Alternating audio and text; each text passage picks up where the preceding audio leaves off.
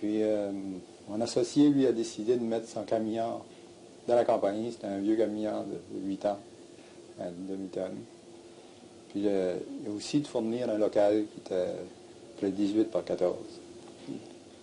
Puis c'est à peu près avec cet équipement-là que la boulangerie acadienne a commencé.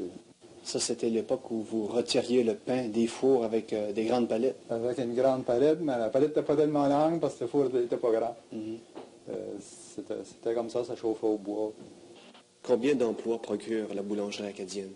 Présentement, la boulangerie acadienne procure 28 emplois. Puis durant les mois d'été, ça va jusqu'à 35. Chaque année, on en engage d'autres. Puis on a environ 12 femmes dans le moment, puis 16 hommes. C'est avec les vendeurs, on a 6 vendeurs. Des projets futurs? Pour le futur, je pense agrandir le territoire. Qui pourrait s'étendre vers quelle région? Pourrait s'étendre peut-être vers Fredericton, ou aussi la Gaspésie. Il y a plusieurs places qu'on ne fait pas encore pour le faire. Puis aussi développer des nouveaux produits. Des nouvelles pâtisseries? Des nouvelles pâtisseries, oui. Ça dépendra de votre femme, ça. Un peu. Madame Rosella Godin-Landry, vous êtes secrétaire du Centre de l'artisanat régional. Racontez-nous un peu les débuts du centre. C'est Jean-Paul Léger, artiste peintre de Bertrand, qui nous a initiés à la peinture. Il a commencé par nous donner des cours, puis nous a donné l'idée de se former en association. On a formé notre association, on a reçu notre charte le 3 août 1977.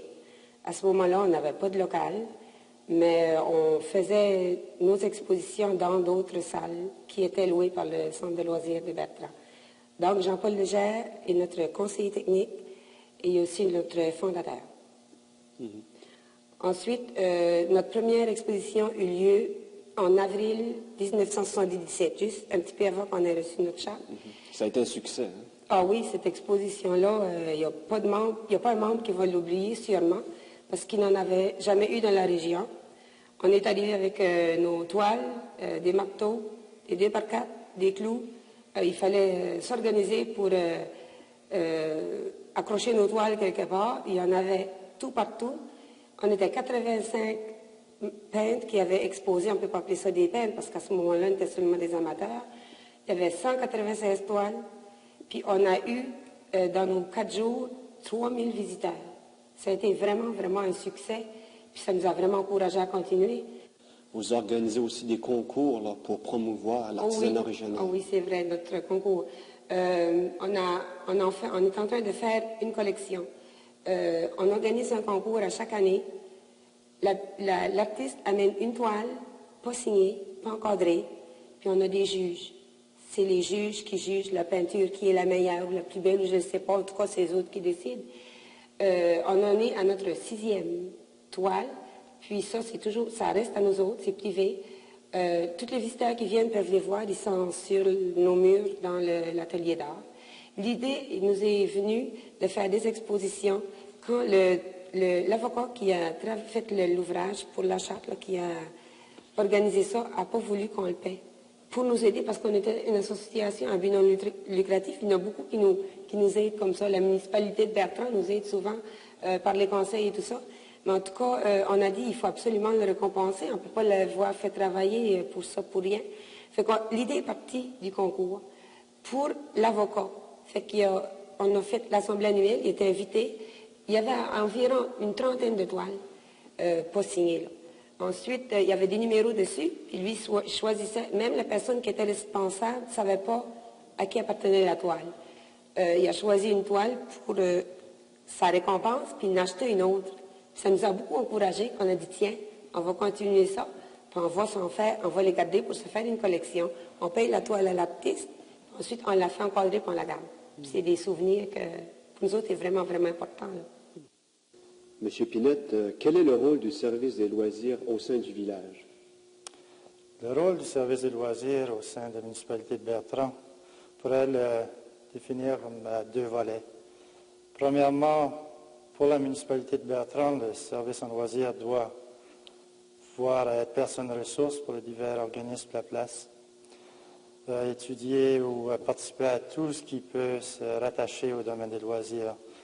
J'entends par là tant culturel, sportif que loisirs général, la récréation.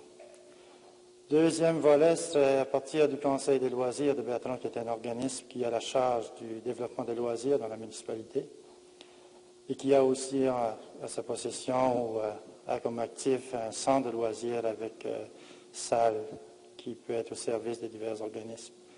Pour le Conseil des loisirs, c'est que le service des loisirs doit voir à la programmation, à l'organisation ainsi que la supervision des diverses activités qui peuvent s'y dérouler.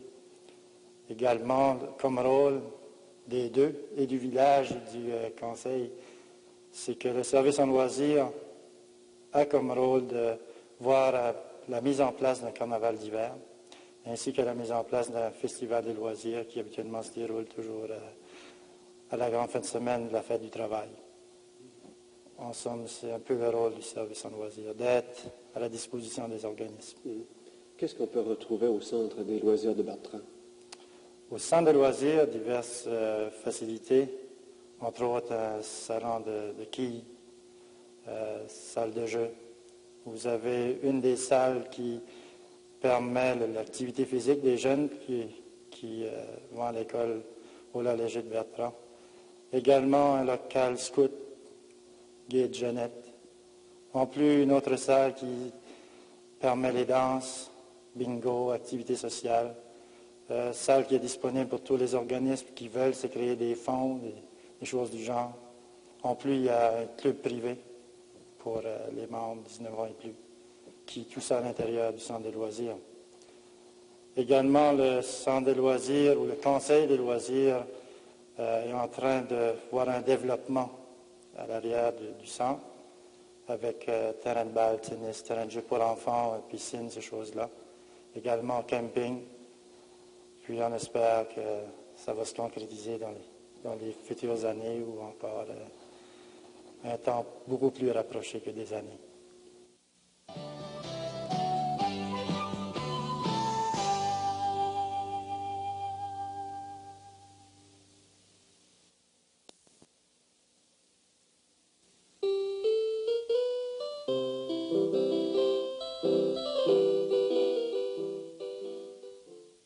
Ce qui fait la renommée de Bertrand, c'est beaucoup à cause de ses centenaires, n'est-ce pas? Oui, oui.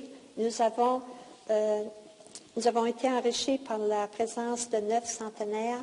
Il y a Mme Alexandre Légère qui est décédée à l'âge de 103 ans, Mme Olivier Landry, 103 ans, Mme Christine Légère, 102, Joseph Haché, 102, Mme Marie Pinette, c'est ma mère, est encore vivante, 102, elle fait des grands jardins. Mme Martin Godin, 101. M. Martin Godin, 100. Mme Apolline Godin, 100. Celle-là, on se rappelait moins d'elle. Bon, on a trouvé sa pierre de tombe, là, 100.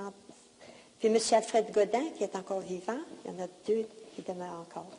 Vous nous avez dit là, que vous étiez charpentier. Oui. Ah oui, j'étais charpentier. Vous avez construit presque tout le village, j'imagine, de vos mains. Ah oui, j'ai travaillé. Vous avez travaillé aussi à l'extérieur comme charpentier là, en Nouvelle-Écosse? Oh oui, ah oui. J'avais enseigné à Glasby, au Rossigney, là. Puis j'ai travaillé à Halifax, j'ai travaillé à Moncton, j'ai travaillé au bout, après ça, à Digby, au bout de la Nouvelle-Écosse, l'autre bout. J'ai travaillé là 10 mois. Après ça, j'ai repris par l'autre bord. J'étais sur deux pouvoirs, sur le Saint-Maurice qu'on a bâti, à la Notre-Dame, puis un gros pareil sur la même rivière, à Trois-Rivières, ici, en Haut-Québec. L'année d'après, je retournais chez la Dame de Bois-Noir, j'étais là 12 mois, 11 mois, j'étais là. Sans mon nez, à ce temps-là, je ne pouvais pas mon nez, on avait rien que 50 cents de l'heure. Puis ça payait ma pension, puis après ça, payer mes voyages. Oh, j'ai pris.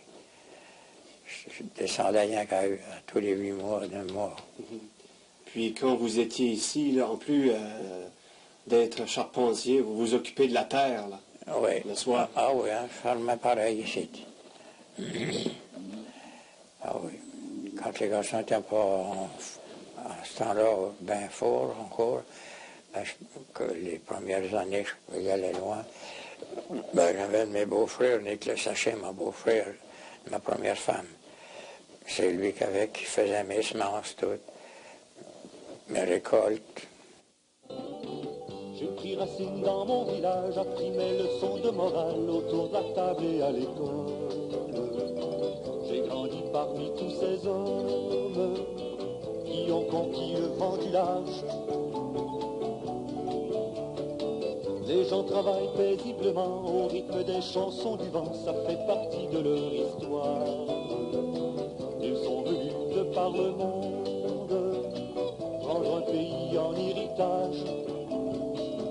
Quand tu viendras dans mon village, je t'offrirai un brin de poésie. Tu entendras des airs de paysage le long de la baie, en plein cœur d'Acadie. Quand tu viendras dans mon village, je t'offrirai un brin de poésie. Tu entendras des airs de paysage le long de la baie, en plein cœur d'Acadie.